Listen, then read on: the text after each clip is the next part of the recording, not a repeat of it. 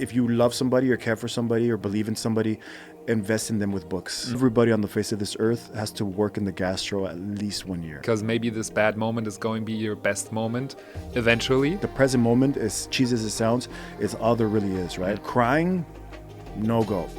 Crying, oh my God, what's wrong? So this whole crying thing, bro, I'm a crier. And I think there's a good quote, it's like, real men can cry.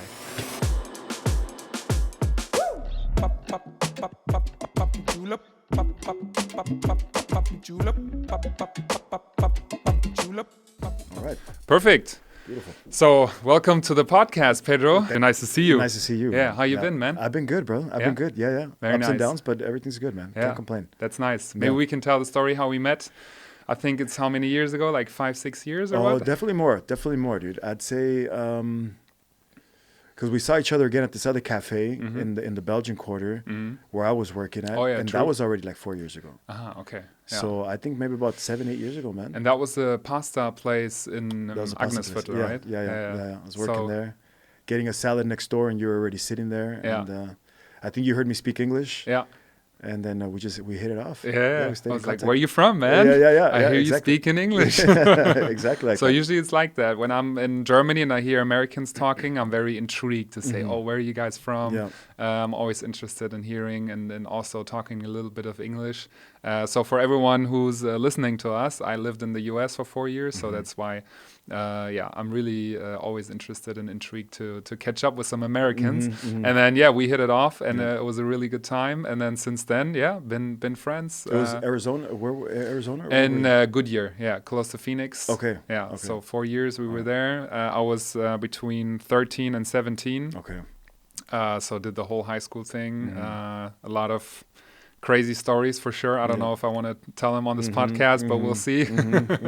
But so maybe you can tell everyone where you're originally from and how you got to Germany.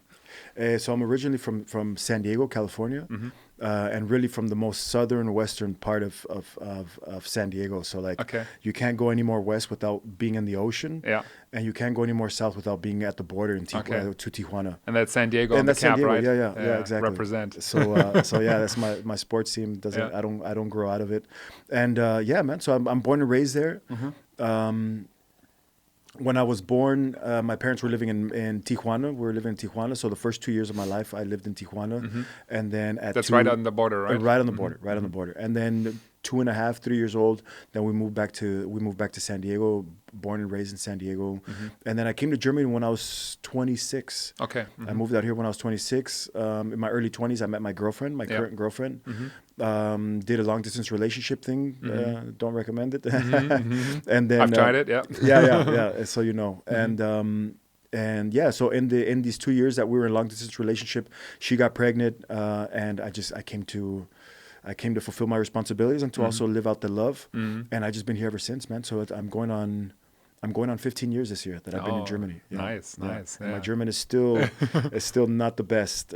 But yeah, man. So no worries. Yeah. So I'm happy I can come along with the English due to my experience abroad.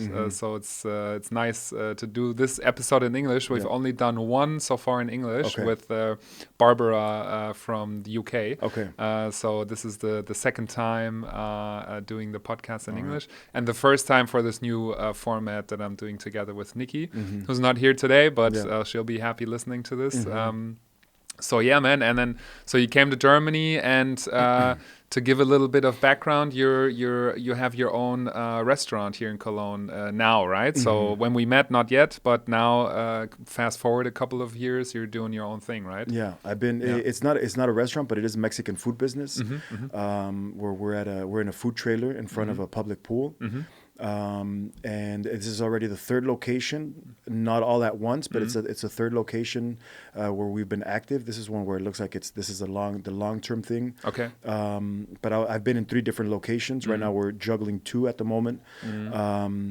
And yeah, man, and I've been active with this I'm going on 4 years. We're going to be celebrating 4-year anniversary in May. Nice. and it's going good, man. I'll People have love to the come food. through. Yeah, please. Very recommendable, very great Mexican food. I Thank really you. like it. Thank you, So, man. Thank you. to everyone listening, close by to Cologne or in Cologne, you should definitely check it out. Yeah. Name is Dos Pedros, Dos right? Pedros, yeah, because of my dad. My dad's also called Pedro. Okay. He's in California, but yeah, he's kind of the inspiration behind it. Even though I'm using more of my mom's more inspiration for the cooking. Yeah, the recipes. But they're both really into the kitchen. They both love cooking for other people, and yeah, so a lot of influence from my mom as well. But the concept, because my dad, he's had a couple restaurants himself back in the days. He started back in the 70s, I think it was the 70s. Okay. Yeah. Where he started also in San Diego with his own spot. Very similar to my story, just kind of like getting the first product and hoping people come and buy it. And so there's a lot of that in the blood. Nice. And so that's the inspiration behind the inspiration behind the name. Dos Pedros, two Pedros, zwei Peters. I like that. Yeah. So yeah, man. Yeah, very nice. Yeah. And what else did I want to ask you? So, how did you come to then? First of all, maybe getting into this food business, and then second of it, next question would be then the side gig or the additional topic that you're very enthusiastic about around well-being, health, and just life in general. So maybe you can tell us how you got to those two, and maybe did they intersect at some point, or was it always interesting for you at the same time? They're intersecting right now. Okay. And I think it's one of the first times that I think they both have to do with people. You're in the gastro business. You're dealing with people. You're dealing with different personalities. So there's definitely it's a people business. And the other coaching business that I want to implement more into my life. Yeah. That's obviously it's also a people thing. You're really getting intimate and telling each other stories and hearing and holding space for one another. So it's so they're definitely both people businesses. As far as the coaching stuff, because I'm also guiding breathwork sessions, and I'm sitting with people and doing coaching sessions as well. I think that's been with me from a very young age. Even if I didn't know too much about life, even though at 40 years old I still don't. But back then, it was I was saying things that were kind of intriguing the people that were around me, and they wanted to hear more at a very young age. And at the age of, I would say about 15 or 16 years old, I was in my, a buddy of mine, his aunt, she was driving us around, and I'm sitting in the back seat, and there's a book that she just happened to have there. And I just grabbed the book, I opened it, and I was like, whoa, this is good stuff. And it was a book by, I don't know the name of the book anymore, but it was by an author called Og Mandino, O.G. Mandino. One of these also like a Napoleon Hill, Dale Carnegie type guy, Og Mandino. And my buddy's aunt, she heard me being like, whoa, this is good. And she goes, and she, while driving, looked back and she was like, you like that stuff? And I was like, I find this very fascinating, And since that moment on, she started buying me books from Og Mandino. Oh, nice. Which is kind of like a side note, if you love somebody or care for somebody or believe in somebody, invest in them with books, and so that's what she did with me, and so I'm very thankful for that. Yeah, very kind. Yeah, very beautiful, very small detail. I don't know how much she thought about it, but clearly there's something in there where it was like, whoa, he likes the message, let's give him more of the message. And that was at 15, 16 years old. And, Og Mandino then mentions Dale Carnegie and then Napoleon Hill and Clement Stone. And you just go from one book to the other. And so here I am in my teens reading this stuff. And every time every time a light bulb went on, the thing for me was always like, okay, how do I share this information with somebody else? And of course, you can buy the people the book. And it's almost like a 50-50 if they're going to open it or not. Or you can kind of just share the information with them, And I'm 40 years old now, and that's 15 plus years of me really doing this, reading, educating myself, And that was an untypical thing in 15, 16, in your teens, to be reading these type of self-development books, right? Yeah. Did you know anybody else at your high school doing that? If there was, I didn't know about them, dude. Yeah, And they definitely were in my circle of influence, like my circle of friends. I was the only one reading the books. Yeah. And it's not to really like to highlight myself or anything, but that's really the fact. Unusual, very right? unusual, very unusual. Because when I think back, because that was specifically the time when I was in the US going to high school. I was doing sports, I was going partying on the weekend. Okay. I was playing video games. I was too, though. Yeah. Okay. Yeah. So absolutely. it was in the mix. Yeah. Yeah. Okay. Definitely. Like, I would say, I mean, right now it seems to be, it's obviously like the center of our story right now. But in my life at 15, 16 years old, that was maybe 5% of my daily activities. You know, it's not that I was there studying and with bullet points and PowerPoint. Whiteboard. But it was. It was the first hook for you to see. Okay, here's Absolutely. something. This is catching my interest, Absolutely. and I want to go further into it. Okay. Definitely. Yeah. And the seeds were being planted in my mind. You know, like, wow, okay. It's like one of the first messages that I can think of from Og Mandino was this thing called self-pity. You know, like that self-pity is a thing that you can actually like feel sorry for yourself, and that it's going to totally mess up the story. And what I did with self-pity is a different story, but I was aware of the fact that self-pity is a thing, and that if I continue to put it into practice in my life, it's going to bring certain results. And so that's just one example. Yeah. You know. And do you remember one thing that you caught an eye for and had like a game changer for your way of thinking, and that you said that to friends and family, and you were sharing this idea about something? Do you remember something? Like some piece of wisdom where you were like, okay, I need to spill the beans. I mean, I would have to give this some thought. I know that there was, I remember having this conversation with my mom. She was driving, so I was still that age, you know, 15, 16 or something. And we were in the car, and I remember, like I said, you know, I read this information, I'm like, oh man, I got to share this with people. And I remember sharing this with my mom, and I was like, Mom, what good is it for me to have, what was this one, dude? How much money would I sell my eyes for? Or my ability to walk, or my ability to, you know, to be in a free country? Like, how much would I give? If somebody said, here, I'll give you €1 million for your freedom, would I take it? Or $1 million, would I take it? And so these are like, that was one of the first ones where I was just like, I shared it, and my mom was like, dude, that's like, what book is it? Yeah, deep stuff. It was tough. Once again, it doesn't mean I was putting it into practice. It just means that I was aware of like, whoa, this is definitely something to consider, talk about, and to eventually put into practice in my life. Okay. Yeah. So, and that was, like I said, definitely in my teens, and I've just been fascinated with the subject ever since, man. Yeah, very great. Yeah. I like that. Yeah. I was wondering if I can remember what point of time in my life was the first moment when I was getting into this kind of stuff.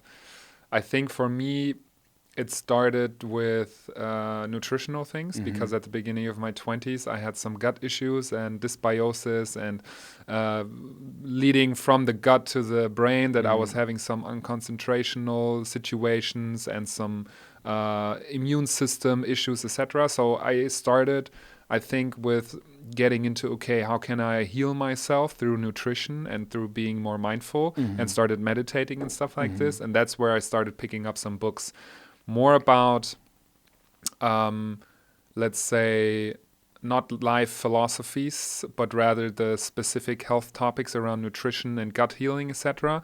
But it started to mix into each other, and I was getting more into this meditation thing, and like how you can be more mindful, and how you can manage certain situations in your life. So I think for me then, probably the beginning of my 20s, and forward now, 35. So also I would say about 15 plus years where I'm into this stuff. So I think it's really nice that we have the chance to talk about this stuff here today, and share a little bit and see where it goes.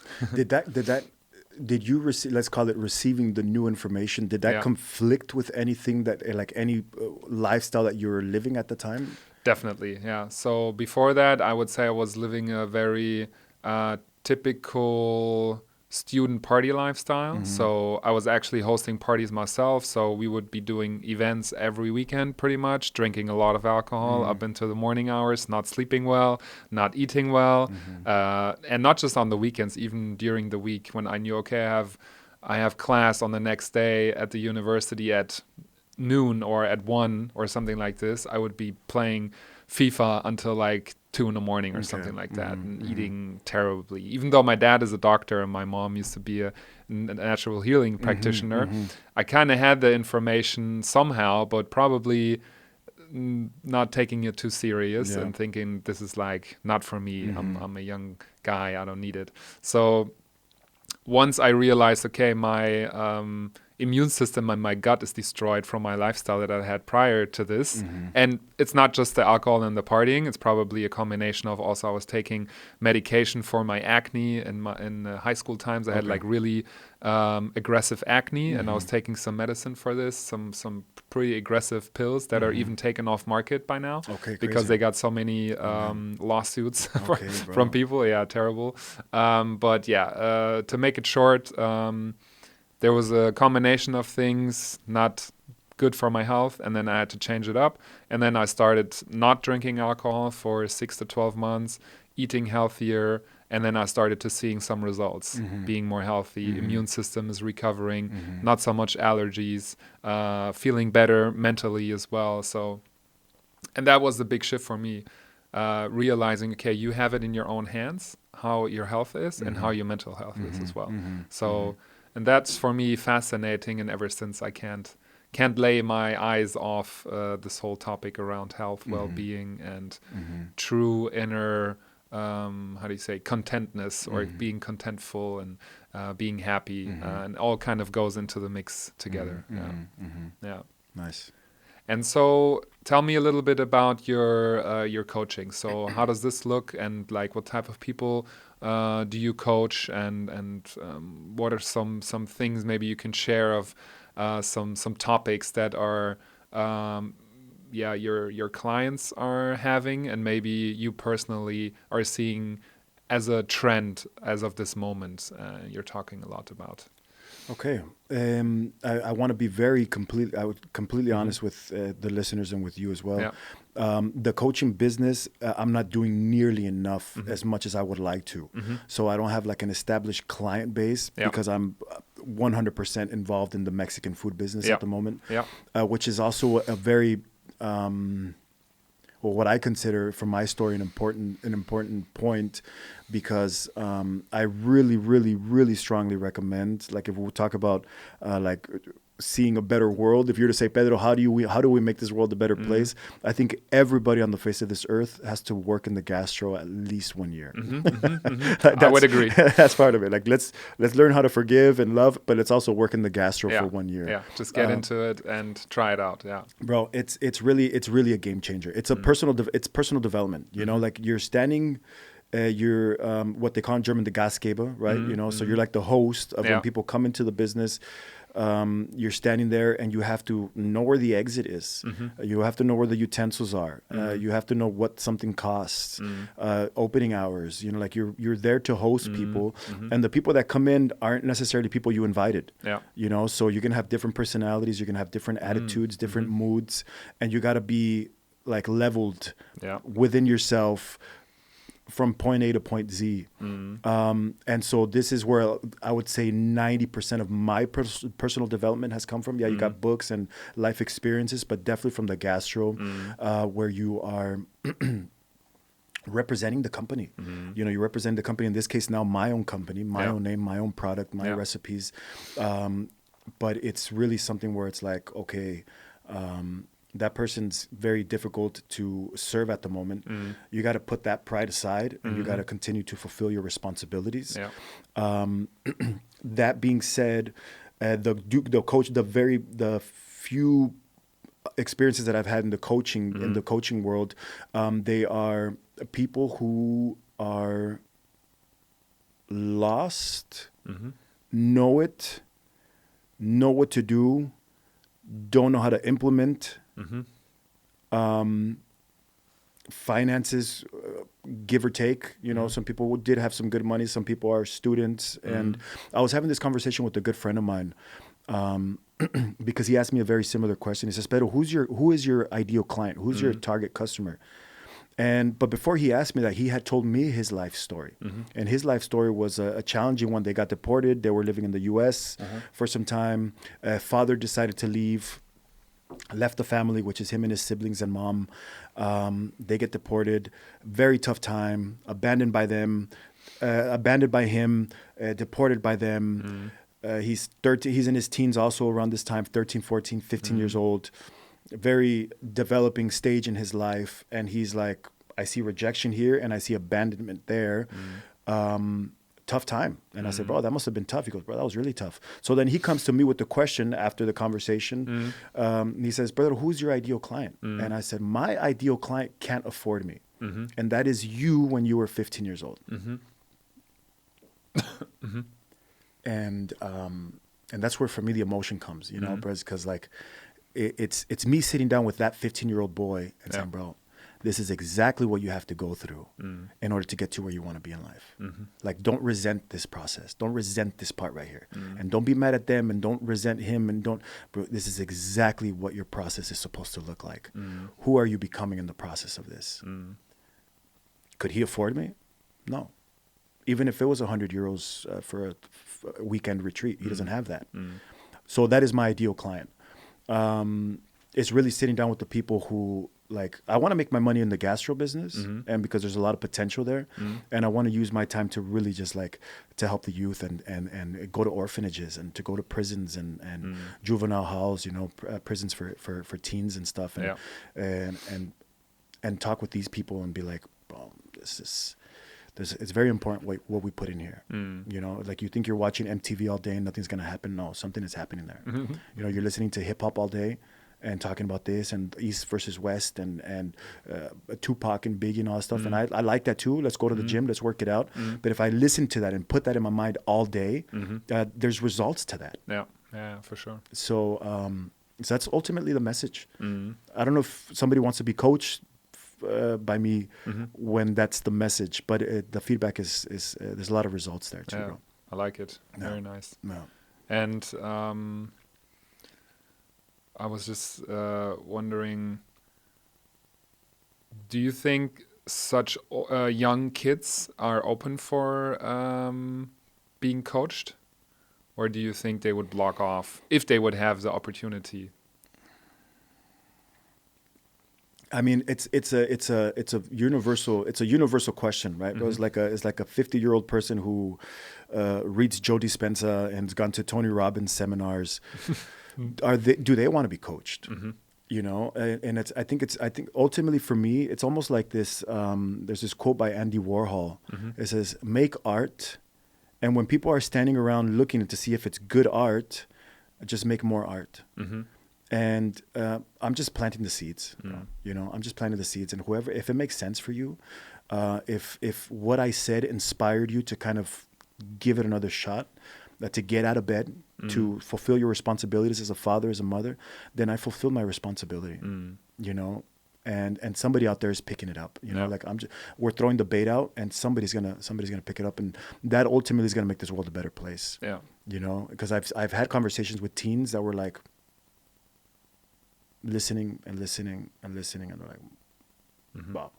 And then you have educated people who are just like, oh yeah, I already know that, and oh yeah, that's and I know, and it's like not as receptive then. Not as receptive, So it's I've had beautiful conversations. I've also this was a little later. I was like in my early 20s. And I was having like a semi-discussion with my dad. My dad has a drinking problem, without getting too much into details. And in his, drunkenness, he wanted to tell me how to kind of do things, And I was like, yeah, dad, whatever. And maybe from my side, also maybe a little disrespectful. And his friend was there. And he heard everything. And I remember him telling me, hey, but I don't remember exactly what words he used, but I was like, bro, he's so right, and It's like, hey man, I wish I had my dad, and anything I would do, you know, it kind of went in that direction. One day you're gonna miss this man and stuff like that. Just let him be, you know, just appreciate him. I don't remember exactly the details, bro, but it was really like, Yeah. wow, that was solid, you know. And I was 19, 20 years old, you know. So I think that's why it's important for me to, if this is the purpose for me in my life, then I really got to take it serious, and I got to practice the craft. You know, like I gotta, you know, you got to work on the posture, you got to work on the voice, you got to work on the tone, got to work on the listening skills, because I really want people to hear the message. You know, so there is some responsibility to that. Like, okay, let's fine tune this. You know. Yeah. And I'll be like, what word was that? And kind of slurring and kind of slouch. No, bro, I believe in the message. So I got to present the message. Yeah. You know, so. I like that. And this is also a gastro thing, dude. Yeah. This is really. Being present. Yeah. Absolutely. You know, there's these I'm rambling here. But there's these. All good. All good. I like it. I love it. There's and also I want to get into the gastro thing after this. Yeah. There's this, I've gotten, in the gastro business, I've gotten 2 really good compliments. One of them is, I'll take one more. You know, they have time for one cappuccino, make it quick. They sit down, they drink it, and they're like, oh, it's actually kind of comfortable here. And the lighting is nice, and the music is nice, and the guys also seem to, he knows his stuff, and the cappuccino tastes good. You know what, I'll take another one. That's compliment number 1. And compliment number 2 is, are you the owner? Because it shows that I showed presence. Seems like you could be the owner. Yeah. I knew how to work the register system. I knew how to greet. I knew how to say bye. I knew how to, you know, do 2-3 things at once and not be overwhelmed. You know, that's showing presence. And when you take that out into the world, well, you can only be successful. So. What I realized in the gastro business, I also worked at a restaurant. It was a Mexican American restaurant close by, like 30 minutes out. From Cologne? Here, oh, okay. Yeah. And I was 18, maybe something like this, 18, 19. Just came back from the US, and then I saw the type of service that is being given in an American restaurant in contrast to a German restaurant. Big difference to everybody who doesn't know this. But also saying that it's not just the American way of communicating, but also it's the tips, of course, right? So it's a different payment system in the US versus Germany. So that comes into addition. But generally, the Americans, especially if you're from California or Arizona, let's say from the West, I would say, and also in Germany, it's quite similar if you're in Western Germany, that people are a little bit more open and a little bit more chatty, and people... in Germany are usually not used to that because it's maybe a little bit more reservated. But anyhow, what I was trying to get to is that I saw this American way of giving service in a restaurant, and then I adapted this when I came to Germany to work in a restaurant. And I was like, oh, hey guys, my name is Martin, and I'm going to be your host today. And this is not typical in Germany. They would not say what their name is, etc. But I was really liking it. I was like, okay, I have to be the Gastgeber for these people, and I want to make them have a good time. And then probably I will get some good tips as well. So that was also a motivation. But I really liked it, and now you were just saying it, I just realized that you're absolutely correct. It is, you have different type of people. You have some difficult people, you have some really easygoing people, sometimes people where you don't know what to expect, and you can kind of like loosen it up. So like if you would say from a psychological point of view, and also you have these different types of psychology, how do you say it? Different types of people, if you could categorize them maybe in 5-6 different categories, you could see all types of people and in these categories in the restaurant. So it's really about, it is a good training to get along with different types of people, and also to, if you're sensing and recognizing that someone is not instantly on the same level or on the same energy as you, to still see, okay, how can you be agnostic and match the situation and still make it be a good time for the guest. Yeah. So I thought this was an interesting note from you to kind of consider this as like an interesting training in self-development, and everyone should do it. So I'm 100% with you. Everyone should do it at least half a year or 1 year. Yeah. So maybe let's fast forward to today and things that are interesting for you and that maybe also you're working on yourself. And we had a little WhatsApp communication before we started the podcast, and you said, yeah, maybe it's sometimes not just about getting more input, like reading the next book or listening to the next podcast or watching the next YouTube video about some inspiration, but maybe putting in the work on a daily basis. What do you mean by that? You know, it's interesting. Right now, we did this meditation thing before we started this session. Yeah. And unfortunately, I can't remember exactly how she worded it, but a light went on, and it was a complete connection with this, you know, with like trying to fix, that's what it was. Yeah. Trying to fix and not brokenness, and then trying to, but to really just right now at this moment, I'm whole and I'm complete already, just the way it is, the way everything is right now.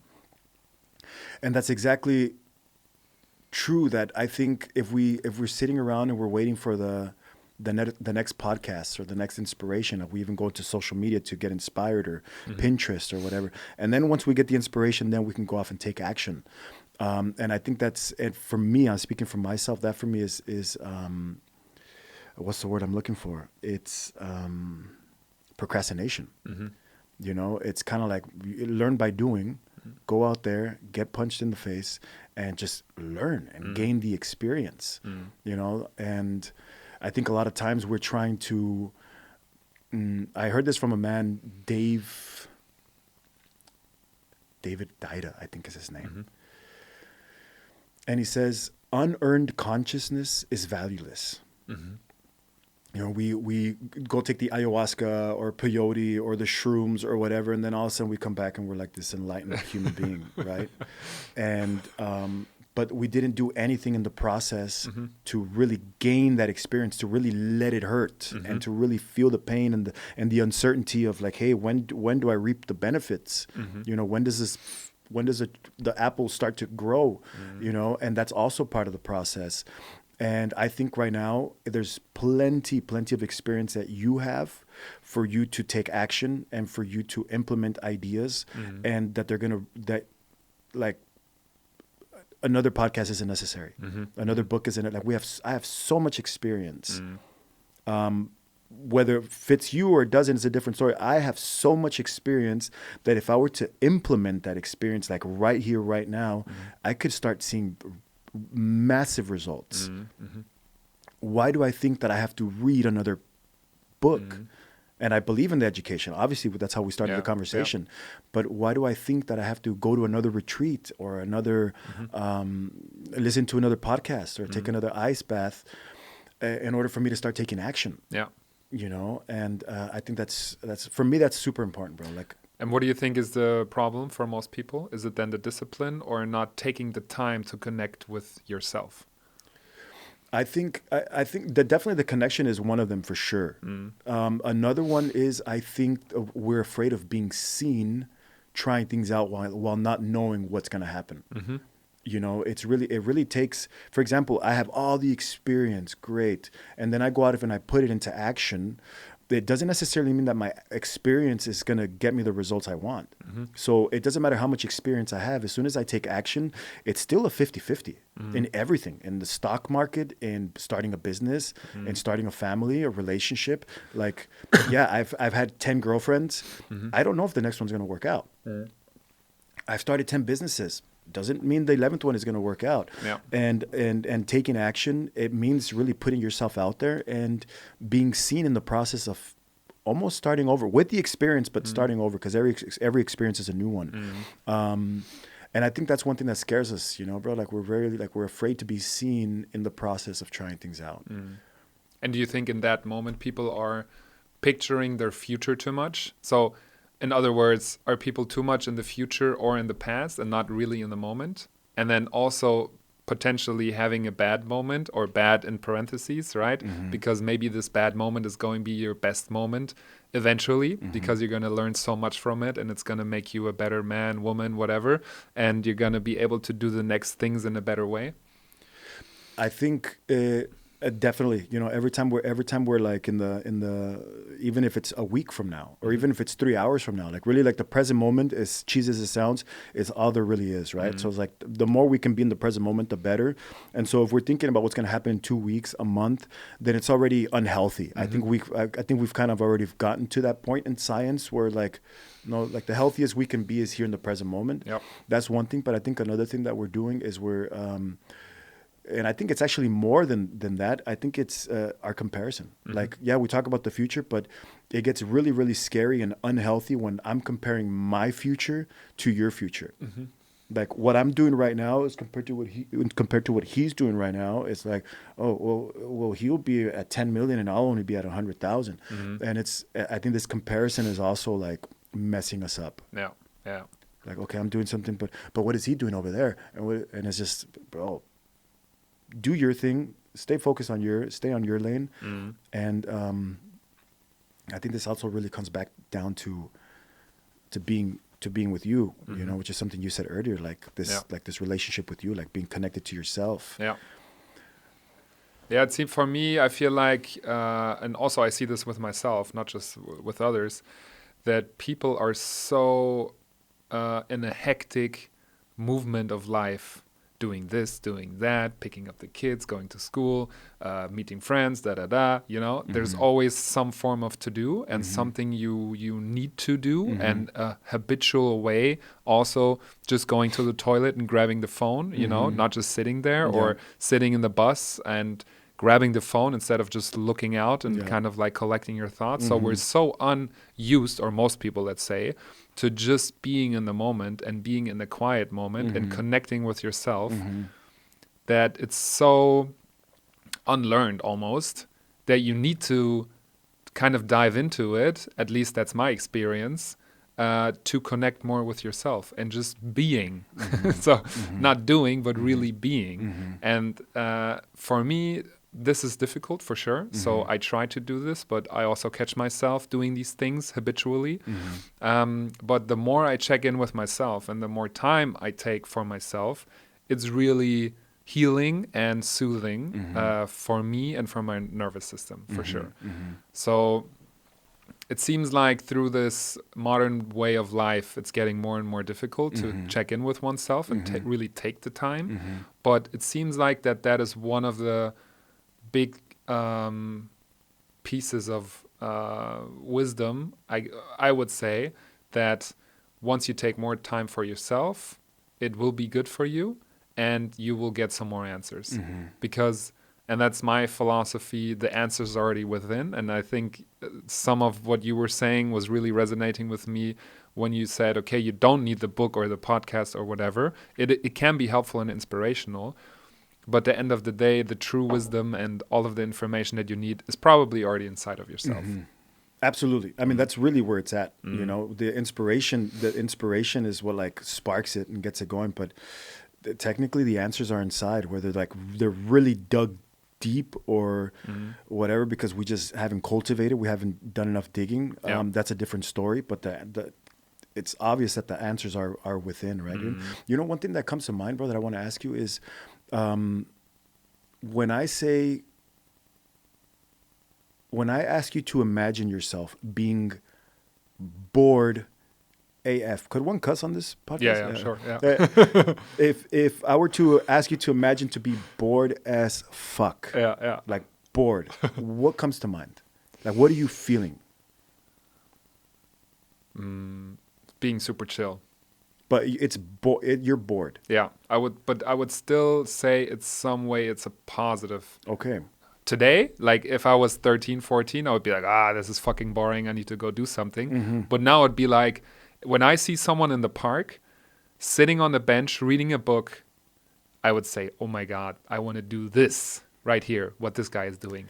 It seems like this person, so I just saw someone recently really doing this. So this guy went to the park, so he took some time to go to the park, brought his book with him, not his cell phone, and he sat there, opened his book, and was just reading in the park, in the sun, having some time with himself and the book. And then the next level would be, and I saw another guy doing this in the park, just laying there, looking into the sun or into the sky. And I was like, oh my God, I don't know when is the last time when I did this. Okay. So Okay. I would wish for myself sometimes to be bored as fuck. And I would think it would be good for me. But check this out. So here's the curveball. Okay. This, when I mean bored, I'm talking about like, we're going to sit you in this room, take everything out of this room. Okay. You just have this desk. There's no computer. There's no laptop. There's no book to read. There's no comfortable chair to sit on. I'm talking about that type of board. Okay. I'm talking about like you're waiting at the Amt somewhere and you're waiting and nothing it's to just do. Yeah. Nothing to do. Yeah. No cell phone to look at. That kind of board. What are you feeling? Probably being stuck or nothing's happening or nothing's coming in the next moment. May I make a suggestion? Yeah. Are you feeling pain? Is this a painful process? For me personally, I would say no, but I could imagine that this is the answer you're coming to. But please explain, yeah. Being bored is a painful process. It's not painful like maybe like going to the gym and the pain you feel from the burn or the pain of losing somebody or hitting your toe.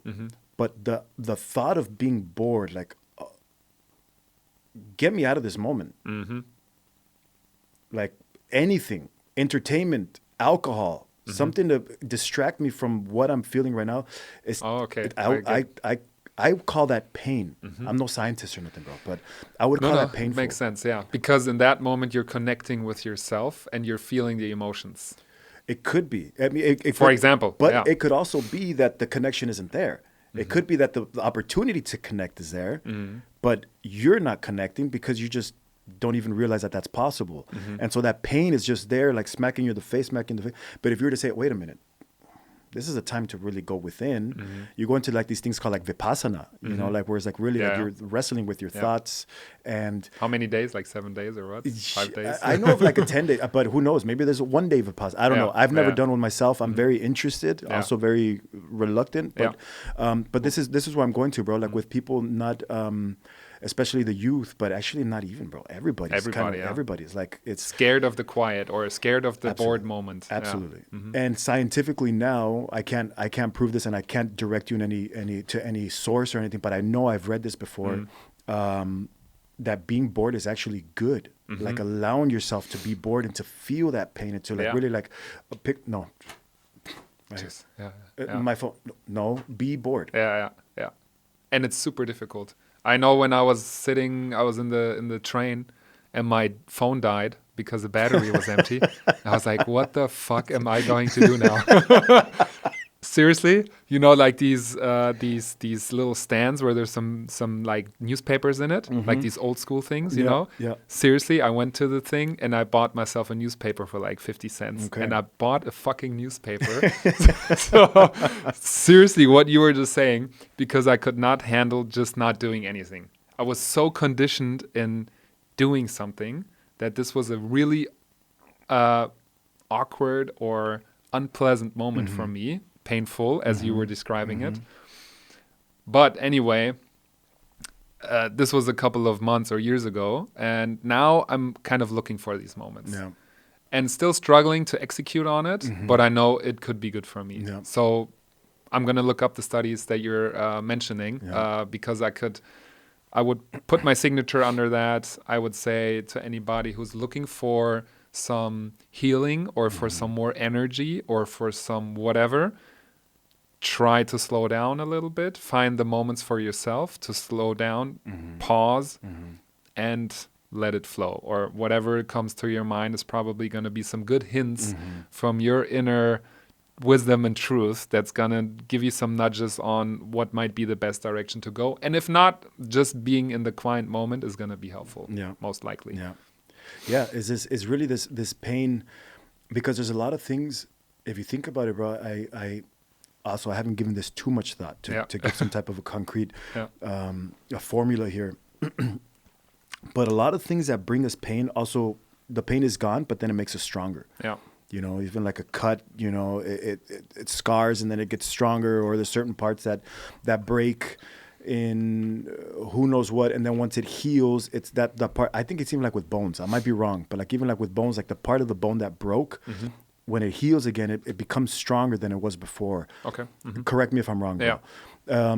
And so there's a lot of things where the pain pushed through, the healing takes place, and that painful process, you are now stronger from it.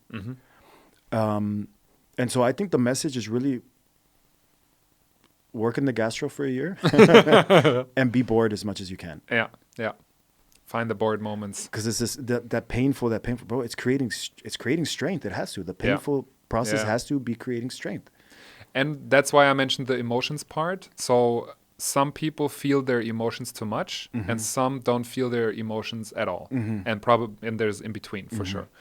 I did a podcast with Jakob from Berlin. He's like a stress expert, and he was saying this. So for people who feel the emotions too much, that can be intense. And then one solution he said was, for example, going under a cold shower just to kind of cool off and then come back in tune with yourself. But me on the other side, I'm someone who usually doesn't go and check with my own emotions. So probably also there's some connection of when I'm being bored or not doing anything, I'm probably connecting more with my emotions, and that it's untrained or I don't know what the right word is, but probably I have some respect of doing that work. So I, do whatever it takes to kind of like distract from doing that. And I just realized this like a year ago or so, that when I was having like now it's probably like 3 years ago or so, my mom died, then business was going terrible, then at the same time getting married, getting a new baby born. So there's so much stuff going on, and I kind of pushed it all away in terms of connecting with it and letting the emotions sink in.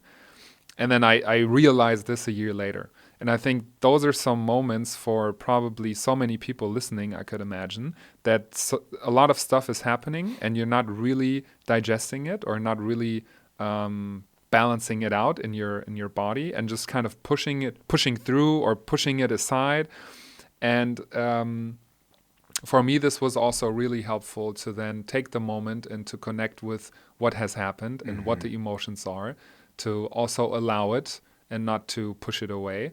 And for me, that was really helpful for sure. So I think from like, let's say, me as a person and how I function, for me, it's good on the one side to slow down and connect and have this bored moment just to kind of pause and to unstress the nervous system, but at the same time also to having a moment to connect with myself. And that could be getting in check with my emotions or getting in check with what is the next best move for my life and how can I be the best version of myself and being happy. Yeah. One thing that comes to mind, bro, hearing you say this, and I speak from personal experience too, when we push these things aside, even though I think if on the spectrum, you being like you self-declared a person that you don't really feel the emotions, or you don't really go into the emotions too much, I think I kind of go on the other side of the spectrum where I do feel the emotions. Okay. And one thing that I can say for sure to anybody who's listening is, like, for example, you said earlier, pushing things aside, and we're pushing things aside, but we're at the same time, we're also missing out on a lot. Like we're missing out on like, because I think that's one thing we have to really go back, really rewind. I don't know when this started, where we started to say, this is good and this is bad. Crying, no go. Crying, oh my God, what's wrong? What's the matter? And it's like, oh, I got to go through this emotion. I have to go through this process. Especially for men, I think also oftentimes they feel like they're weak if they cry. Absolutely, right? Absolutely, and it's pretty I'm not going to judge it now, bro, but it is a sad thing to see that in evolution we haven't really evolved too much with certain things, and that being one of them. We're like, who's to say that pink is female and blue is masculine, and only women wash dishes, and only men have better sense of direction? It's like, bro, like let's. Yeah. I mean, just because Grandpa said that, you know, and we're still holding on to these thoughts, you know, and so this whole crying thing, bro. I'm a crier, and I think there's a good quote. It's like, real men can cry. Can cry, yeah. If not, then I say crying, you claim that you claim that quote, because really, man, it's a thing, and it's not to like if there's something that moves me, it's not to show that I'm a sensitive guy and that I'm in touch with my emotions. It's just something that came up, and I'm just tired of suppressing it. Yeah, allow it. Yeah. Let it come up, you know, and if I don't do that, then I'm missing out on something. I'm missing out on the full-on experience, you know. And I think that's one thing that can really help us as a collective to say, yeah, okay, you can push and be persistent and be strong and stuff like that. But while you continue to do all that, you're also missing out on a really, really big, crucial part of the story. Yeah, yeah. So, yeah, dude. And my hypothesis is that a lot of healing will take place once you do that. So you can so we talked about books and podcasts, but another solution for a lot of people, me included, I've been doing this the last years a lot, is taking some supplements, right? Or taking some psychedelic drug or whatever it is, right? So as long as you look too much in the outside and in external solutions, my guess is it's not going to be the full remedy for yourself. So, and probably the bigger part will be doing the inner work and finding the solutions within and quieting the nervous system, finding the right path for you, whatever it is, the right partner, the right career, whatever it is. So as long as you're working against your inner constitution and your path that is most suitable for yourself, these symptoms will stay the same, probably, or get worse. Yeah. That's my tip or guess, that everyone who's having some chronic things that you can't really pinpoint. So I'm not saying there's chronic diseases that can come from genetic disorders or whatever, but if you look at the statistics, and also in the book I wrote, I researched this, that around 70 to 80% of premature deaths are lifestyle driven. Wow. So pretty much that's the numbers, right? You can say, let's say 80% you can change, and 20% maybe not, because of an accident, genetics, whatever it is. But the big message is you can, most of it you can change, and you have it in your own hands. And it's lifestyle driven. And lifestyle driven meaning not just being stuck in your own thing and not checking in with yourself. Of course, there's the part of the nutrition and doing fitness and etc. But I would say the biggest leverage you have is doing this work with yourself, with your mental health, etc. And one big part, and we had a guest on, Annick Schöler is her name. The podcast was just released a couple of days ago, and she's working on the nervous system with her patients. Because she says you can't really, or in most cases, if you find out, okay, this person has this problem and this supplement or medicine might make sense, she usually doesn't do this in the first moment, but rather works on the nervous system, bringing the nervous system in balance to then make, or to bring the person in a situation, or in a, how do you say it in English, to being receivable, even to taking the supplement or the medicine. You know what I mean? So I thought that was quite interesting to also hear it from such a holistic practitioner, that she usually starts with the nervous system. And I think there's a good bridge to what we were just saying, that it's you can do a lot with this getting into a bored moment, because that's essentially what it is. Yeah. Once you're bored, your nervous system calms down, and this will be good for your overall, physical state and psychological state. You know, they did this. So I guide breathwork sessions. And through the breathing technique, which is super known nowadays, is conscious connected breathing, breathing like this for 45 minutes, the emotions come up, you know, and really people are confronted a lot with what they're going through or who they are. And it's very interesting to know that we all have that. Like, they did studies, with trauma and how back my trauma goes. It's not just my trauma, it's my dad's and his dad's and grandma's and oppas and blah, blah, blah. And we all have that. It's really the determination of like, how determined are you to really sit down with yourself and figure this out? As compared to going to the distractions, bro, it's really getting grounded and saying, okay. What type of breath work do you usually do? Like, is it a typical counting of in and out? Yeah. Me personally, I do, there's one technique where I'm breathing through my nose 4 times, and then I'm blowing it out as much as I can, and then bringing it in. And I'm doing this for a couple of minutes, 1-2 minutes, and then I do a breath hold on the exhale, and I just sit there with myself. I sometimes do some conscious connected breathing for myself, or it's guided through some community that I'm in. But for the most part, for me to just get grounded, for me to start my day, 5 minutes of that, and then I'm in a totally different physiological state, and that gets me activated, that gets me awake. I feel present, and yeah. Interesting. And you do that on a daily basis? I do that on a daily basis. Yeah. That's a couple of times I forget it, but for the most part, I'm pretty consistent with that. Yeah, same here. I usually do it in the evening before sleeping. At least 10 minutes. If I have enough time or enough motivation, it's rather 20 or 30 minutes. And then sometimes in the mornings or before doing like a podcast here, or if I go on stage holding a presentation or something like that, I will do it. And what kind of a technique is it, like for the sleep, For me, it's usually 4 seconds in, hold it, 2 seconds, and then 5-6 seconds breathing out, hold it, and then in. So more of like this rhythmic type. But the one that you just described, I also have done this a couple of times. I learned it also with a practitioner, and she showed me this, and this was also very nice. So sometimes I do that, but maybe a little bit easier for me is this rhythmic, couple seconds in, hold, couple seconds out, and really consciously being aware of the breath and trying to not have too many thoughts. Yeah. And then, of course, I use an app sometimes to guide it, the one that we just used before starting. So, but one thing that came to my mind also, because you mentioned Joe Dispenza earlier, I was listening to a podcast from a Diary of a CEO.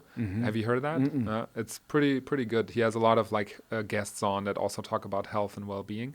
And Joe Dispenza was on for like, I think 2 hours or so. And I've heard a lot of content from him, but probably the last year or two, nothing new.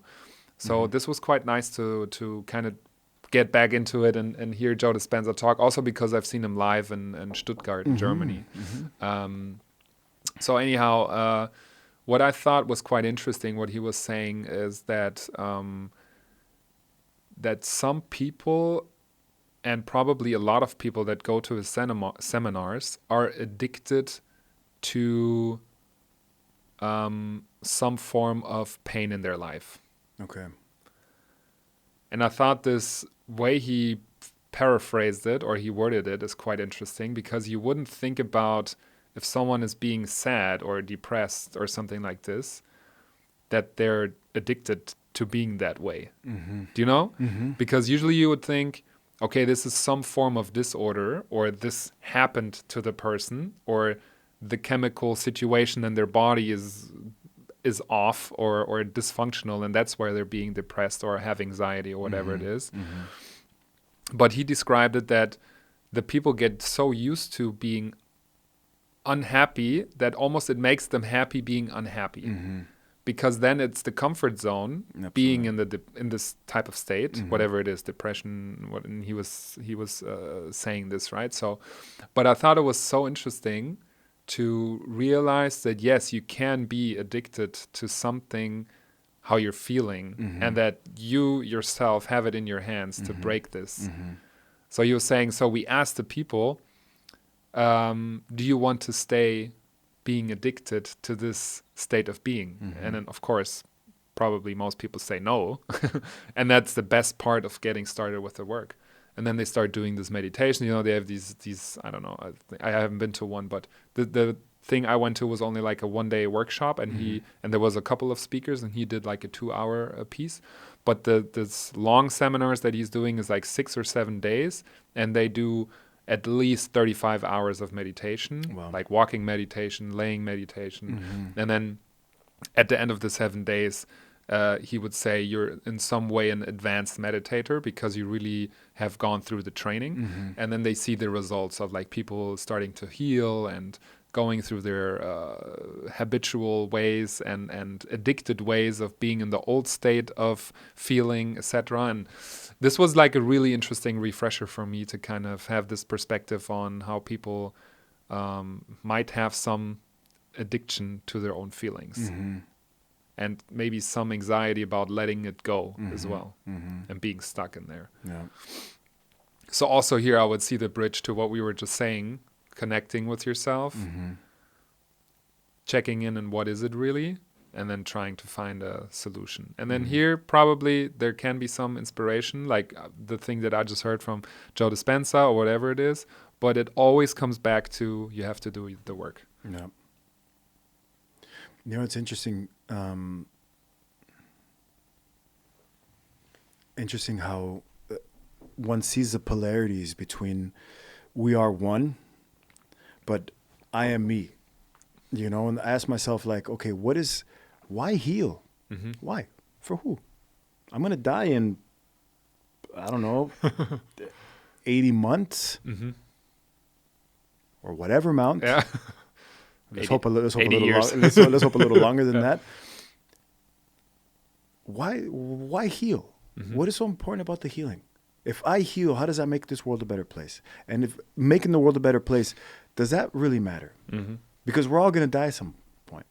And it's this whole like collective, like, my healing for what? For my child? He's broken too. He needs fixing. And my wife, and she's worse than I am. Why heal? And it's very interesting, bro. Like if I can talk about, I'm really also into like the spiritual part of me is really, really important for me. Without that I can't. And there's a part where Jesus mentions it 3 times. What about you? But what about you? And there's one part where he's walking through the neighborhood, surrounded by all kinds of people, and he picks one guy out and he says, "Hey, you, come follow me." And the guy said, "Hey, but I gotta go bury my dad," which is a very important. I think it's pretty important, right? You got to bury your dad. And then Jesus says, "You let the dead bury their own dead. You come follow me." Another scenario is he asks his group that were following him at that time, says, "Hey, who are people saying that I am?" And they're like, "Well, some people are saying you're the prophet. Some people are saying that you're Elijah. Some people are saying you're John the Baptist."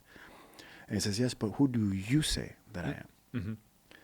And the third one is he tells one of his followers, he says, "Hey, bro, there's going to come a time when they're going to grab you by the hands and they're going to guide you in a way that you don't want to be guided, and they're going to take you to a place you do not want to be taken to." In other words, he was telling him that he was going to live a bad death or experience a bad death.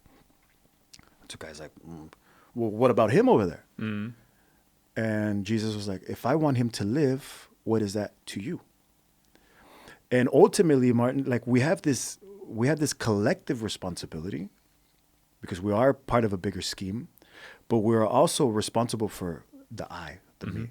And it's like, well, I don't believe in this because my grandpa believed in that and he was a racist, or because I've seen them and I don't like the way they live. And yes, but what is that to you? Like, what are you going to do with this information? What are you going to, like, here's the truth in a crystal ball being given. What are you going to do with it? And ultimately, like, we can talk about healing the world, and all this, but at the end of it, like, what am I going to do with this gift? What am I going to do with healing? What am I going to do with it? And from what I'm seeing, because I am a healer, I'm in the gastro business and I guide breathwork sessions, but I'm a healer. And what I'm seeing through the healing process is that people have to be responsible for their healing. Like they have to take responsibility for it, and nobody can do that. Like we talk about the healing of the world, like let's go fix the Amazon and all that stuff. But this part right here is 100% your responsibility. Like you have to do that. And now we go back to Joe Dispenza's conversation. Would you rather heal and go into the uncertain, or stay stuck in this painful process called depression, but you know all about it? You already know what it feels like to wake up like that. This is your comfort zone. And it's ultimately like we're asking people to make a choice to go out into the uncertain, the thing that we don't know, or stay here in this painful, shitty process that you do know, that you're very well acquainted with. Your responsibility. What are you going to do with that? Whenever I coach somebody, bro, we have a session on me. Yeah. They don't pay anything. Are you coachable? Like I don't just take people's money. Hey, I need a coach. I'm kind of going to. We sit down and I'm going to see if you are coachable. Yeah. Because I'm not going to take your money if you're going to make my life miserable for the next 3 months, once a week. And if they're even receptive for whatever you're saying. Yeah. Yeah, and that's part of the coachable part, right? Like. Are you coachable? Kobe Bryant was coachable. Yeah. Michael Jordan was coachable. Like they in all of their greatness and all of their power, they knew when to shut up and when to listen. Yeah. And this is your responsibility. So let's say someone says, "Okay, I'm coachable. I have the responsibility. I want to do the work." Where do we start? What are the challenges? I mean, it's no cookie cutter process, right? But what is a challenge? What is your challenge right now? And I learned this from a book, and I really love the process where you ask what the challenge is. We have to start somewhere. What's on your mind? What's the challenge?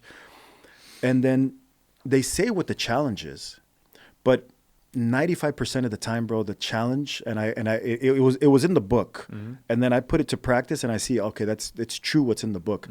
That 95, maybe 98% of the time, the challenge isn't really the challenge. There's something under that. So that's really where we get started. Like, okay, go beyond the surface. What do you think is a challenge? Because that tells me what I might think the challenge is, and also shows me how broad or how small your perspective is about the situation. So if someone's listening and they want to do this with themselves as like a practice, you would say, take a piece of paper and a pen and write down what is currently my challenge. And then after that, is there something beyond this that might be causing this? Is this a way to do it, or how would you recommend? I would, if you ask me personally, bro, I would say write a list of all the complaints you have. Like, be a little baby about it. Yeah.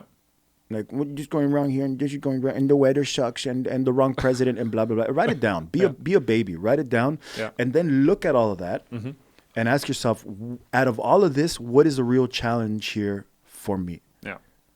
Like, what is the real challenge here? Because it's not Trump. Yeah. It's not the high taxes or whatever. That's not the reason why I'm not satisfied with myself. Yeah. But I think you got to put it on the table. I'm a big fan of putting all of the ideas, because there are no dumb ideas. Yeah. Let's put them on the table, and little by little become a little more selective, so that we're really left with the refined list. So that's one way of starting it. I think at the same time, simultaneously, we have to really pick apart what we don't like about ourselves while celebrating ourselves at the same time. It's like a dance. Because if it's really like, oh, this sucks, oh, I'm not good enough for this, and and it's like, bro, there's so much in you that needs to be celebrated, that if you started that, it would remove like 90% of the bullshit that's on your table. But we don't know how to celebrate ourselves. You know, which is also like the psyche. I can't get too much into this because I don't understand it myself. But like we're really quick, and it stands out more when we see people's flaws as compared to the good things. You know, like you have your superhero. He's the best person ever, whoever it was for you in your life. It could be an athlete or whatever. But sexual harassment, he's done. He's finished. You know, Superman, he did this, he did that, he was great, he saved cities, and he, you know, was fighting monsters on buildings, and then he didn't pay his taxes for 3 months or 3 years or whatever, and all of a sudden, or tax evasion or whatever, or drug dealer or who knows what. And the whole image just gets screwed up. And that's just how we are. It's like the painful, the difficult to dislike, the disgusting, the things that made us throw up stand out to us much more than these beautiful, subtle, the sunsets and the sunrises. And so it's very easy to look at the list and be like, well, I suck at this, I suck at that, I'm not doing this well, I'm lacking here. And if I compare myself with them, I have much less than them. And it's like, bro, you were able to get your 2 legs out of bed this morning. When are you going to start celebrating that? Yeah. Appreciation. Absolutely. Yeah. There's gratitude for gratitude, the little. Right word. I was thinking about this because I have to be honest. I was like, okay, I'm going to sit down with Martin tomorrow. What are we going to talk about? Oh yeah, I can say. Talk about gratitude. Yeah. How the gratitude, bro. If there's awkward silence, just talk about gratitude. And I was thinking, but this is really also like a genuine something that I'm putting into practice or trying to put into practice. Is same. Mad, powerful, big, humongous gratitude for the little things. Yeah.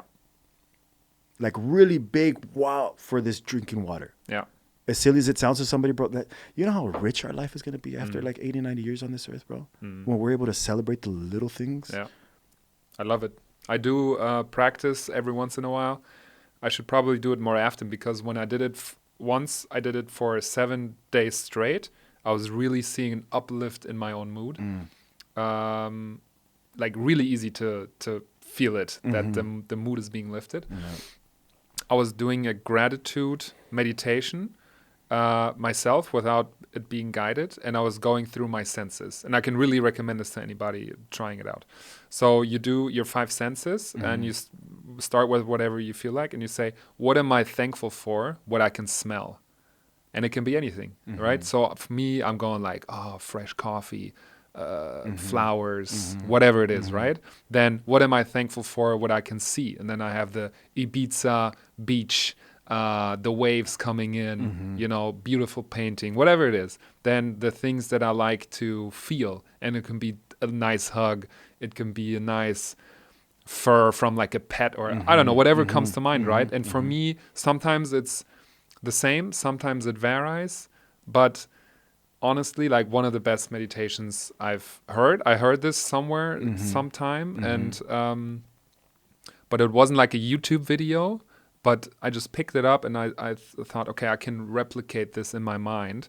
And I would recommend also not looking for a YouTube video, but doing it in your own mind, because then you start to think of the things that you're thankful for. And it can be tiny and it can be big things, right? At the end, usually I go, okay, and what am I generally thankful for? And then my family will come, my wife, kid, etc.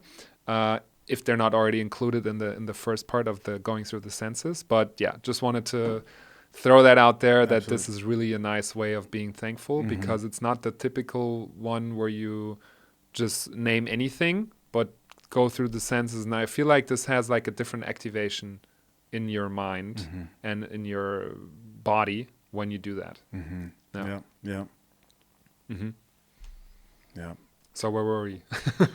Well, no, I'm hearing, I'm listening. That's beautiful. That's a good one. I know this with, and I don't do it nearly enough, but I do it with meditation, as far as notice 5 things that you can feel.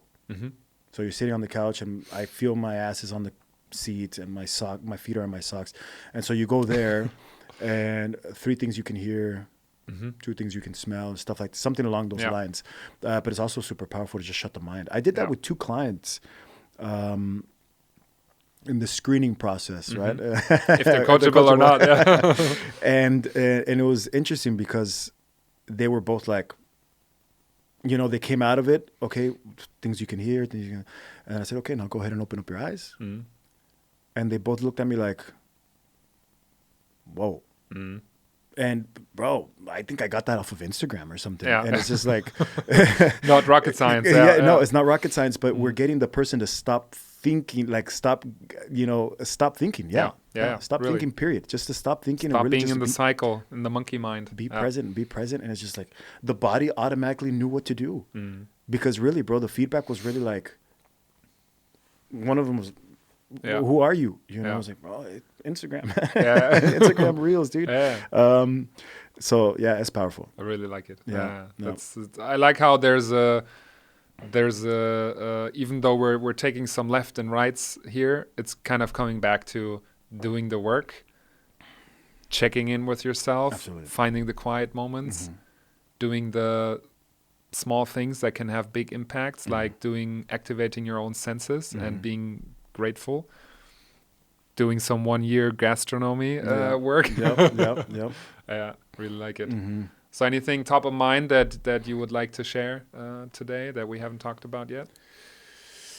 Man, the breath, bro. Breath is really, it's everything, dude. You know, even from a spiritual standpoint, from a physical science standpoint, the breath is everything. Yeah. You know, it's really regulating the way you breathe.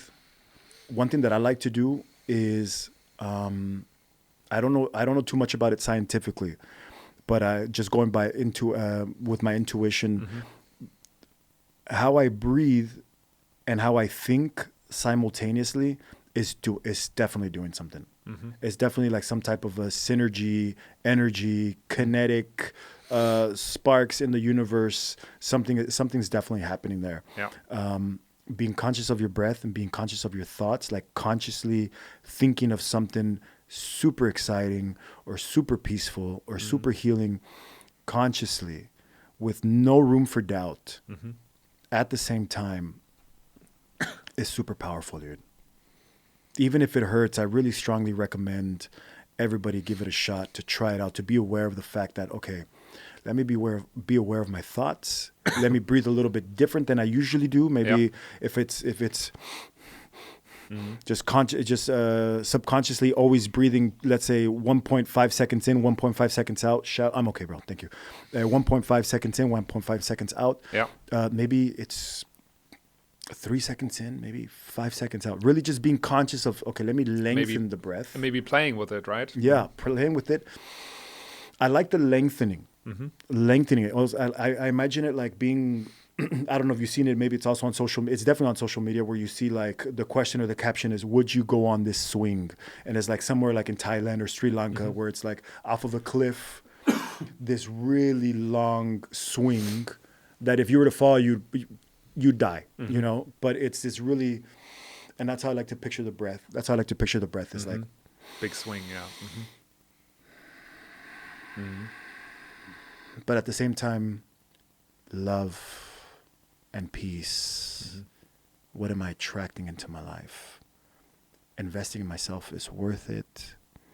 While breathing, I'm having this conversation with myself. I'm creating health. I'm regenerating healthy tissues in my body, the cells, the genes. It's my ancestors, my predecessors, whatever, successors. There's this shift happening when I synchronize the breath with just these beautiful, beautiful thoughts of possibility, of expansion, of growth. Yeah. Wonderful, dude. Yeah, I like that. Yeah. And I think it helps to train the mind to be more in this creative space, right? Instead of being anxious about, oh shit, but what if this is going to happen, right? So the human mind is probably so used to having this anxious and negative thoughts, or being scared of something, because it's just part of life. And I don't know too much about the scientific as well, but probably percentage-wise, there's a lot in the mind of having these thoughts. So it's so important to then have the other side of having these positive thoughts, and to really actively placing them in the brain, because that's going to flourish. And you said earlier, placing the seeds, right? So not just with others, but with yourself. And then I like that, what you were just saying, right? Being healthy, renewing the cells, whatever it is, right? So this would be something I would give as an impulse for everybody listening. Next to the things that you write down as of challenges that you want to work on, also, what are the things that you are looking for in your life that you want to see, right? So if you picture, okay, I will be more healthier, I'm renewing my cells, and whatever it is you want to have. And if you're really rehearsing this in your mind with open eyes or closed eyes or whatever it is, and doing the breath work at the same time, I also think this can be really helpful and great for your situation in terms of body, mind, soul connection, whatever it is. Yeah. You know, it's really. Do we have time? Yeah. Yeah. Sure. Let's do it. There's so much going on right now in the mind, right? Like, because I'm super inspired right now with. Obviously with the message, but bro, it's like it's so fascinating. And this is, for example, one project that I want to start, and I've been talking about it for so long, but I'm also part of this, like procrastinating, being seen. Oh man, what if people don't listen or whatever? But one thing that I really have close to heart is this thing called Raising a Gentleman in the Hood. And it's really mentoring fatherless children. In this case, it's gentlemen, but it can also be directed towards young ladies. But it's really trying to give that input, that advice, that wisdom that usually comes from a male role model out into the hoods, the ghettos, the Comptons, the Bronx, and Chorweiler or whatever, where it's like you have these young generation or brand new generation of kids who are looking around and saying, "Where's my dad?" I'm navigating through a certain area of my life where I don't have the answer. And the only thing that life is feeding me in this circumstance is alcohol or drugs or hip hop or bad influences or whatever. And so I would like to really step into society with this project. Where I'm going to with this is I'm really fascinated with one of the things that I would love to do is take these kids, get them in a bus from their hood, and have them go see something different.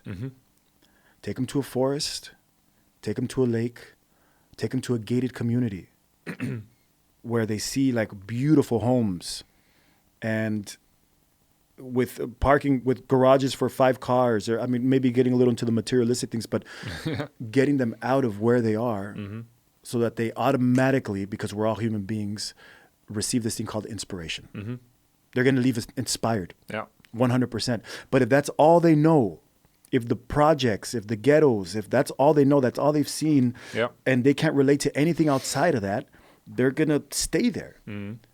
I had this really fascinating short story with some guy who, a German dude, he went to, I don't know what South American country he was in, but like, well, let's say like Guatemala, Honduras, this area. And he was there in like, he somehow got lost and ended up in like one of the hoods, right? But they were cool with him. You know, the blonde guy, whatever. I think they were even smoking some weed or something.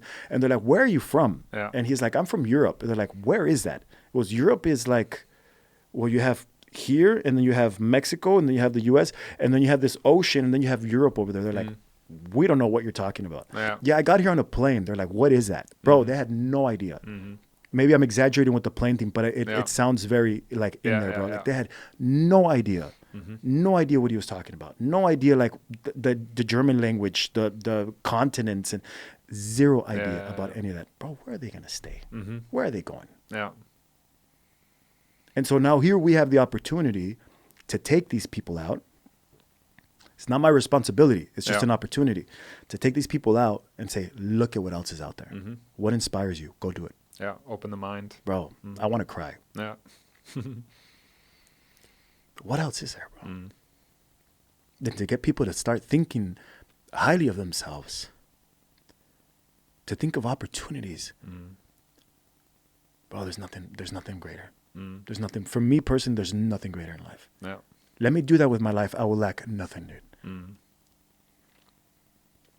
To get people to think about possibilities, opportunity. I think, bro, you can do that. That house that we just drove by, you can live in that house. What's stopping you? Well, you're going to have to leave where you're at. You're going to have to get out of that. And not just geographically, but also emotionally. The people that are keeping you down, you're going to have to step out of that. And what's going to happen in between where you are right now and this beautiful house over here, or this beautiful forest or whatever, is a lot of uncertainties and a lot of pain and a lot of loneliness. But, bro, you got to push through because the house is there. That's the ultimate inspiration. Right? I like that. Kicking away the limits, everything is possible. Giving the inspiration. Allow the inspiration to come in. And that's where, Martin, that's where you and me come in. You know, that's where you and me come in, because it's these people aren't going to leave the hood by themselves. We sometimes got to go in there and we got to say, hey, guys, let me tell you where I'm from. And let me tell you what I went through. Our story, now we go into storytelling because my story is super important and your story is important. That's going to change people's lives, man. Yeah. And so is that person's story. And I like the idea of not just spreading it through social media, but really going out there, physically going there, talking to the people, doing the inspiration. So I think that's really nice. Yeah. Don't get me wrong, I'll bring my phone. Yeah. We'll take some selfies.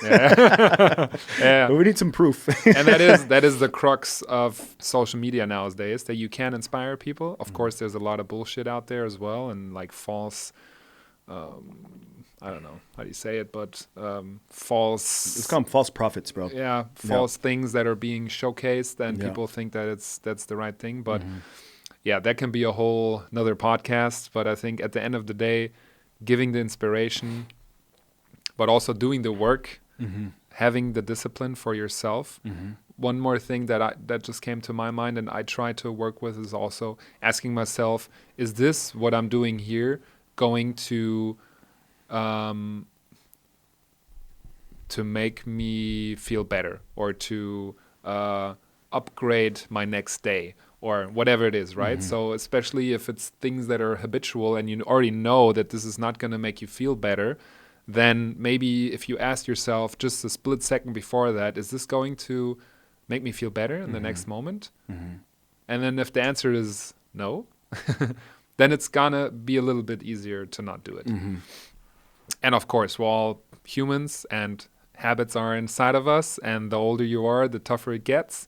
But I think also doing these little check-ins with yourself before doing something, and not just doing it because you've always done it like this, that's going to help as well. Can I add to that? Yeah, for sure. I struggle a lot with my mind. You know, even here, like in the podcast, there's some thoughts that shouldn't be there that kind of crept in. Like, hey, how did you guys get in here? Yeah. I struggle with that too. There's one thing that helps me out a lot when it comes to, because this whole thing, like, okay, is this going to help me feel better? Let's be honest, it starts with the mind. You know, like I don't really know of too many people who are succeeding and doing wonderful things in life without have given it some thought first. Yeah. So for me personally, it's really like, okay, this thought that I'm having right now, is it going to help me to achieve the things that I want in life? Because I notice a lot of the negative thoughts, the problem with the negative thoughts in my mind, I'm speaking about personal experience, the problem with those negative thoughts is that there's zero bridge between the thought and where I want to be in life. Like there's zero connection there, bro. Which means I probably shouldn't entertain that thought much longer. Yeah. If it has, it's not going to, but if it was to have some type of a connection, some type of a bridge, some type of like a connect the dots that's going to get me to where I ultimately want to be in life, then let's keep it around. But a lot of these negative thoughts, these self-defeating, self-sabotage thoughts, 99.9% of the time, there's zero bridge between that and where I want to be in life. Yeah. Then cut it out. Yeah. Cut it off. It's just that simple, and just let it go. Yeah. I like that. Yeah. It's not going to be helpful, rather destructive. And that already is too much conversation for me. Like, is there a connection here? No, you got to get rid of it. There's zero bridge between like, oh, what if I die of cancer? Yeah. And like wanting to live a beautiful, fruitful life, the things that we just mentioned of taking kids out of the hood. And bro, there's no connection there. Yeah, for sure. And I also, talking to my grandma the other day, because she has some sort of like habitual negative thinking of future things. So let's say getting another child for me and my wife, she would react like, oh, why are you guys doing that? The world is going to shreds. Putin is around the corner, you know, just like negative thinking. And I caught her doing that, and then I was finding a moment to talk with her, and I was like, hey, Grandma, I noticed that you were not happy when telling that we're planning on having another child, but rather you were like criticizing it. Why are we doing this? Because the world is going to be shitty, and how can you bring children into this place? So that's just like from how the situation was. And then I told her, hey, I can imagine, since she has gone through World War here in Germany, so huge trauma in her, never probably spoken to a psychological therapist, right? So everything's still inside of her, not managed so far. So I get where she's coming from, right? Seeing war around the corner, having gone through war, and then having anxiety about bringing children into the place, as she has been a child throughout war, right? So understand everything, but then still I was saying, hey, grandma, but you have the choice, right? Do you want to be in a state of anxiety and negative forward thinking, and then nothing is going to happen exactly the way how you pictured it, but you have it the whole day, this every day of these negative thoughts? Or would you rather want to have positive thoughts and being optimistic, and then maybe something is going to come that wasn't planned, or maybe in the first moment you think could be negative, but anyway you're still going to go through it and learn from it, right? So here I told her this, and she was like, oh yeah, maybe you're right. Maybe I shouldn't be giving that so much thought, or being consumed by my negative situation, or however you want it. So similar to what you were saying, so you have the decision, and you can choose if you're going to go this direction or this direction, but you have to find the moment to make the decision. And usually it's like a program that just goes off, like a software that's installed in your brain. So if it's really concretely installed and running, then the best work is to kind of find that split second before it just does his thing, and then to decide, okay, I'm not going to go this direction today, I'm going to go a different direction. No. There's one thing that comes to mind with where I am in my life at the moment. I'm not the most successful. There's a lot of things I got to get into control. My finances is one of them. So I'm nowhere close to perfect. I'm not the most disciplined or anything like this, but I'm very blessed at where I am with where I am in my life. And there's two things that come to mind with where I am physically and where I am, let's call it emotional, mental. Let's put that in one category. And that is throughout the years, I'm 40 years old now. Throughout the years, I've read, let's say, a book a month. In these last 22 years of being consistent, also with being inconsistently consistent with the gym, I've maybe gone to the gym 10 hours a month. But I'm so thankful that at the age of 40, I'm still a strong man. At 40 is still very young, bro, but that I'm still young, that I'm a strong guy. I don't have a bad physique, and that I'm able to hold myself emotionally because of these little drops that I put there. And so I think it's very challenging, bro, because I had this conversation with a woman, 70-year-old woman. And I said, what is the best thing that can happen to you? She didn't understand the question. What is an ideal Monday? Like, what is like surprise, like the best life, the best thing that can happen to you? What is that for you in your life? She says, I don't get it. I don't get your question. That's how, when we ask people to think positive, we say, hey, come on, let's go. What does it feel like? Where is it? They can't think, because they've these last 70 years, there wasn't the one book a month. There wasn't the 10 gym hours a month. It was nothing. On the contrary, it was probably, you're not good enough. You're a piece of shit. Why are you still alive? And so for at this age of 70 years old, or in this case, I'm guessing close to 90. 85, yeah, something like that. Yeah. To say, come on, let's go. Where's the zest? They're going to be like, what are you fucking talking about? As compared to little by little, and I'm sorry, I'm not trying to give answers. I'm just going back and forth here. Just adding the little drops here. Yeah. And it was a drop because she said then, maybe I've changed. Like a year ago, if something small happened, I would get angry. I'm sorry, this is her saying this? Yeah, my grandma. Yeah. Oh, she would be saying like something small happened, like, I don't know, whatever, like trash didn't got brought out or something in front of the house, someone did some stupid thing. She would be like, what the fuck, right? She was telling me this, right? Yeah. So I haven't seen her doing that, but then I could imagine, okay, maybe, yeah. And then she said, I don't do that anymore. My neighbor does that. I tell her, why are you getting so pissed off? What are you doing, right? So she was like telling me how she evolved from being pissed off at like small things to not doing that anymore. So I think that little droplet that I threw in there of maybe not having the tendency of thinking negative, but maybe trying out the positive thing of what great can happen with this new situation. I think that was it. Yeah, the little seed that she needed, and it's gonna grow in the next weeks, months, whatever. It will. It will. I have the feeling. I have the feeling it will. Yeah, bro. It's really. But I think you're correct. Just to give that back as well. The older you are, the tougher it gets. And then if you haven't rehearsed this or tried it or trained it, it's going to be a tough one. It's going to be for a tough sure. one. Yeah. And if your parents didn't show you it, if your friends didn't show it to you, you had nobody, like you were saying, if you're from a place where you didn't see it in any other way, it's going to be unnatural for you. But it is possible if you try it and train it. Yeah, and if you stick around long enough, right? I mean, because we become that what we surround ourselves with. You know, it's and that is a fact. You know, it's also like this. You know, you are a direct reflection of the 5 people you surround yourself with. Yep. You know, so it's like if you take this ghetto kid from the hood, and he hangs out with, let's say, you, me, and 3 other dudes that are kind of like-minded. Yeah, he's eventually going to be the 6th. Yeah.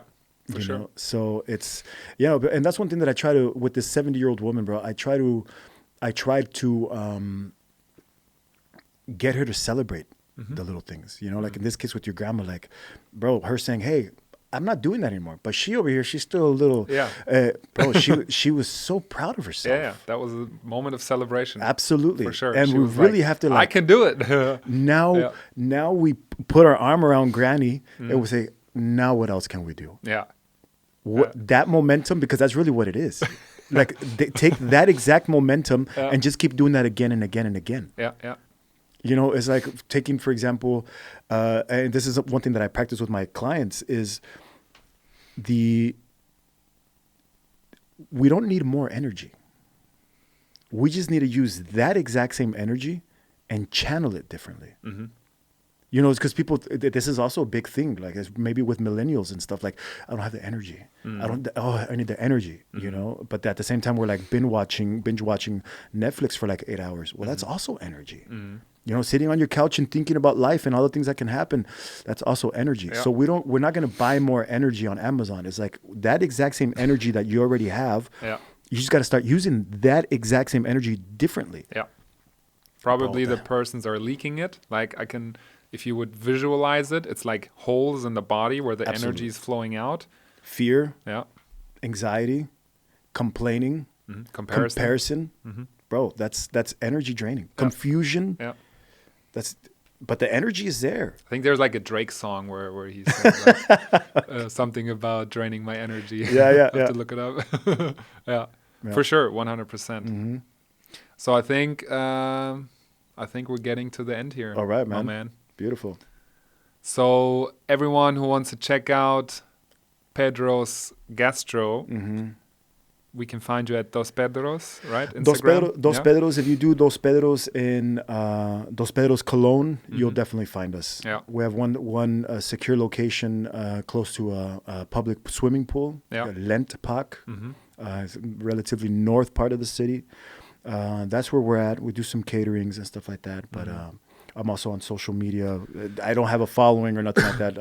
When Martin asked me if I wanted to come out on his podcast, I was like, me? I mean, I know I have some things to say, and I'm passionate about a few things, but I don't have this crazy following. But if any of you want to stay in contact, Pedro_speaks, like a person that speaks. Pedro_speaks. Send me a message. Send me some love. I can always go for that. Perfect. And I think it's great, man. Those are the best conversations, I think. It doesn't need to be the guru or the person with 1 million followers. I think and of course we know each other for a while now, so it makes it even easier. But just having a real conversation about life experience and own struggles and possibilities, I think that's perfect. So thanks a lot for thank you, man, for being here, sharing your wisdom and your ideas. So it was really very thankful for that we took the time, that you took the time. And thanks for checking in, for everybody still listening at 1 hour plus. Thanks for being here.